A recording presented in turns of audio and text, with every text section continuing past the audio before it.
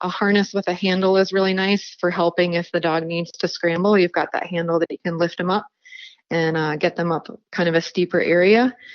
If it's cold, think about keeping them warm, something like boots or jackets. And then definitely one thing that I've noticed here recently that I've seen some people and dogs out on the trail during hunting season without bright colors.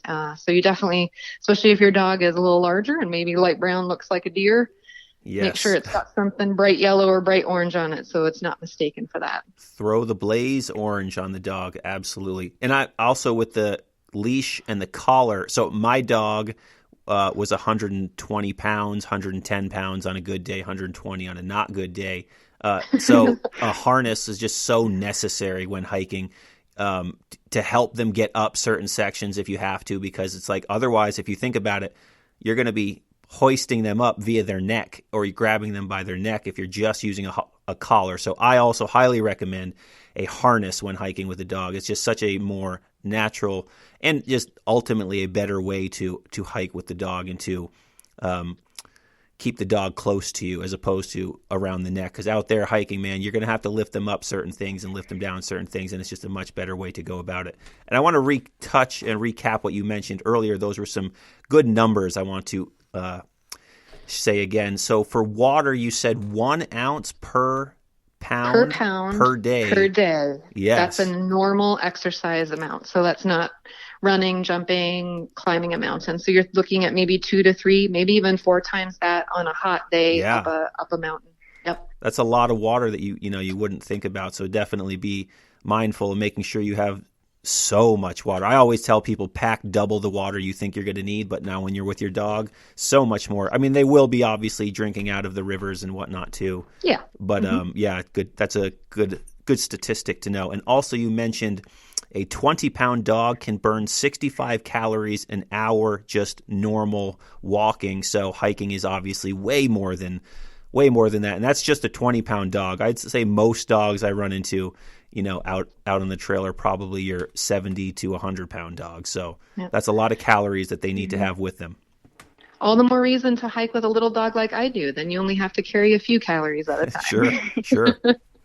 Awesome. Now, sometimes things go wrong and emergencies happen. You need a first aid kit. You need to be able to help your dog like you did with the darn tough socks, Bobby. That's a great idea. So what are things that people could do to be prepared for when something goes wrong in the hike? The dog gets into something that it shouldn't have or something that goes wrong. Yeah, I think it's important to carry a first aid kit for your dog, similar to the one that you might carry for yourself. So antibiotic ointment, bandage material, gauze pads, medical tape, scissors or a multi-tool can definitely come in handy. Benadryl is a good thing to have on hand for allergic reactions. We do get a lot of calls in the summer for animals who've been stung by bees or who've gotten into something and their face is blowing up and they've got hives. So it's handy to have some Benadryl. Pepto-Bismol caps or tabs for an upset stomach. That's also helpful to have on hand. And then thinking about how if your dog does get injured, how are you going to get your dog out? There are some good products out there. There's one called an Airlift PhytoPro for larger dogs. You can actually put your dog in it and carry your dog on your back like a backpack. Then there's also and there's also backpacks for smaller dogs as well that can help. What else, Dr. Wendy? Well, one of the things that we wanted to say about making sure that you're prepared to get your dog off the mountain is actually this summer we did see a dog that was had heat stroke at the top of a mountain, and they didn't have a way to get it down. It weighed about 100 pounds. So they ended up having to drag him. And that added basically injury to injury because we had a lot of abrasions and lacerations from them dragging the dog down the mountain. And it wasn't, because they were being not careful. It's just the nature of dragging a big dog. So definitely you want to think, how would you get yourself down if you're injured, but also if your dog was injured, how are you going to get them down?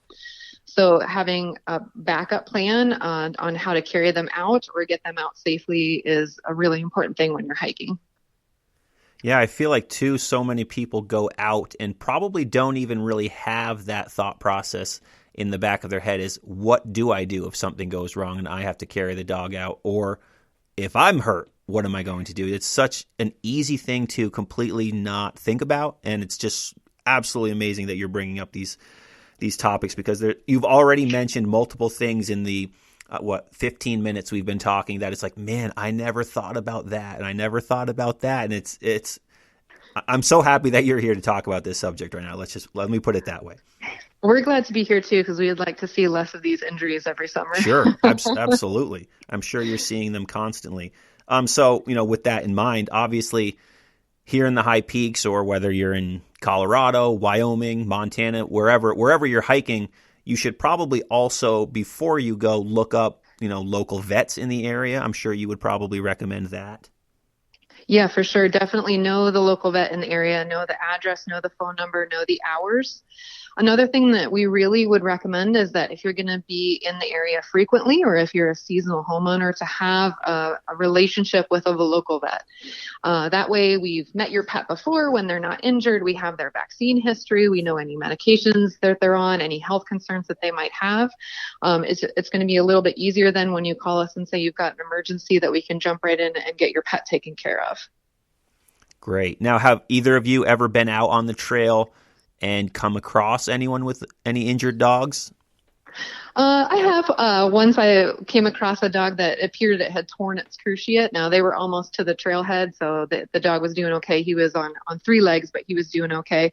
And I kind of did a little quick exam and let them know it wasn't a dire emergency, but they should probably get to their local vet when they got home. Got it. Yeah, I've definitely been out on scary. Yeah.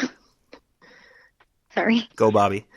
No, I was just going to say, I've been out on the trail a handful of times where I've seen dogs who, look like they might be suffering from some sort of heat exhaustion or early onset heat stroke, which is something that we never like to see at the animal hospital, because usually by the time they get to us, it's progressed pretty far. Sure. So now, do you guys see, especially during the summer, whereas like these days right now, most people are hiking on the weekends. That's a busy time. But in the summer, every day is busy. Are you guys getting so many out-of-town people coming to the vet with dogs? This year especially, yeah. With COVID, we've definitely seen a lot more second homeowners in the area, people who wouldn't normally be here, for as long of a time, who aren't so familiar with hiking and being outdoors with dogs. Yeah, we've definitely seen a lot more of that. In general, we do see more of that in the summertime, but this year especially. Now, what are some kind of warning signs that people should be mindful of, or how do you know that maybe heat stroke is going to become a problem if we keep going, or it's starting? How can we nip these in the bud before they start to happen? What are some signs? Yeah, sure. I think probably one of the earliest signs is that you're going to start to see the dog lagging behind you a bit. So not keeping up, not running ahead, maybe stopping and laying down more frequently. You're going to see kind of excessive panting. And when I say excessive, it's knowing your dog and knowing what they look like with exercise. The tongue is hanging out. It's a pinkish purple color.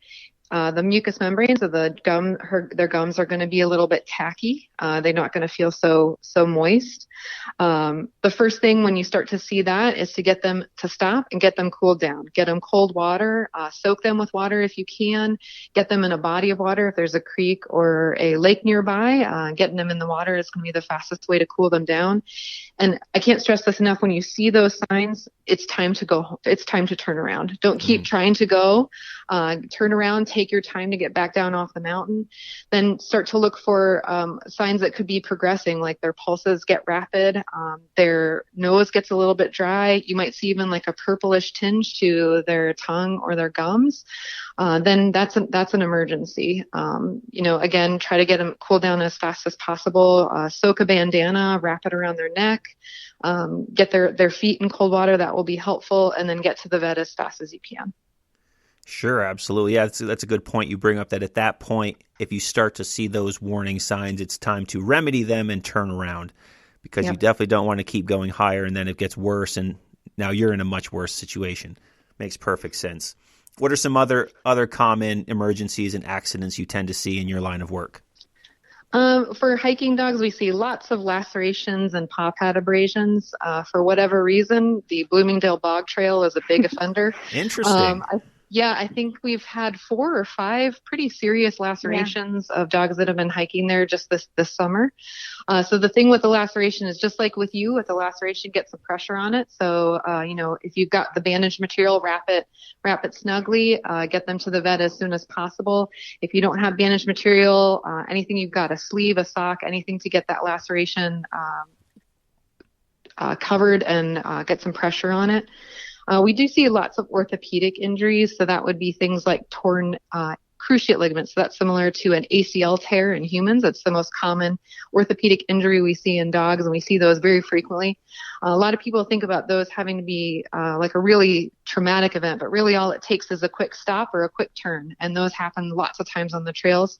So that would be holding up a back leg or limping on a back leg. We see those frequently. Every once in a while we'll get things like fractures, but very rarely. Normally it's more of a soft tissue injury, a ligament or tendon injury.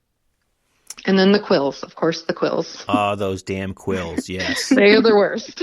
I could imagine. And it's funny you say that because I can't picture ever seeing a porcupine ever, but obviously they're out there if you're seeing them every week in dogs that are out on the trail. So that's very fascinating. I would have never thought that, but good to know. Every Saturday. Yeah, I bet. I saw one on the trail hiking here around. I live around the Tupper Lake area, and I saw one hiking on Deer Pond Loop, but I did not see it, and my dogs did not see it till we were about 2 feet away. So I could see where dogs could really get into trouble with that. Now, thankfully, I was able to call them off, and they pulled away, but that porcupine was not going anywhere. He stayed put, and he was ready to duke it out. So, like I said, we see that frequently. It's almost always in the face. So definitely what the dogs are doing are running right up on the porcupine, sniffing and getting a face full. Of course they are. Classic dog move. Now, one thing I want to mention as well, I know this was how it is, and I don't think anything has changed. I'm sure someone will correct me if I'm wrong, but the DEC does not respond to pets in distress, as I recall. Do you guys know anything more about that, or am I correct when I say that?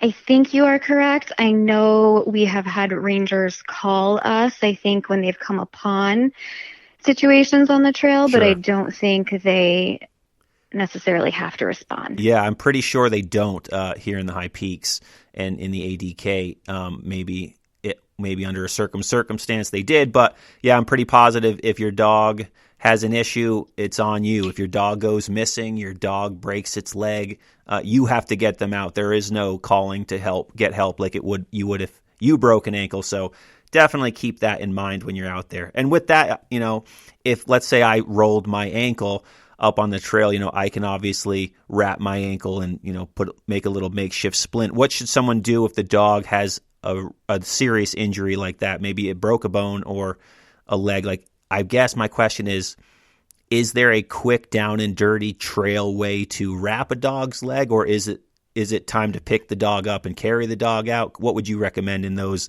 kind of extreme situations? In those kinds of situations, bandages can sometimes be more detrimental if you don't know exactly what you're doing. Sure. So my suggestion would be to pick the dog up and get it out of there. One of the suggestions that Bobbi had mentioned prior about packing is a way to either a soft muzzle or a way to create a muzzle, because even though your dog loves you and you're their best friend, if they're hurting and you pick them up and make it worse, they can bite. So it's something to think of if your dog is in a lot of pain or has a lot of quills or seems to be in distress, to be cautious that you don't get bit in the process. So there's nylon soft muzzles that you can use. You can also look up online on how to create a muzzle using like a leash or a piece of nylon that you would have on your backpack. But that might be a good skill to have just in case something like that would happen, because you want to stay safe as well. Sure, absolutely. Actually, before we were going to do this interview, I actually went on YouTube to see if there was a lot of information on, I don't know, we'll call it backcountry veterinarian work, in a pinch. I didn't see a lot actually online. I didn't see nearly as much as I would have expected given how popular it is to go hiking and whatnot. But I do feel like that information would be just so useful and for you guys to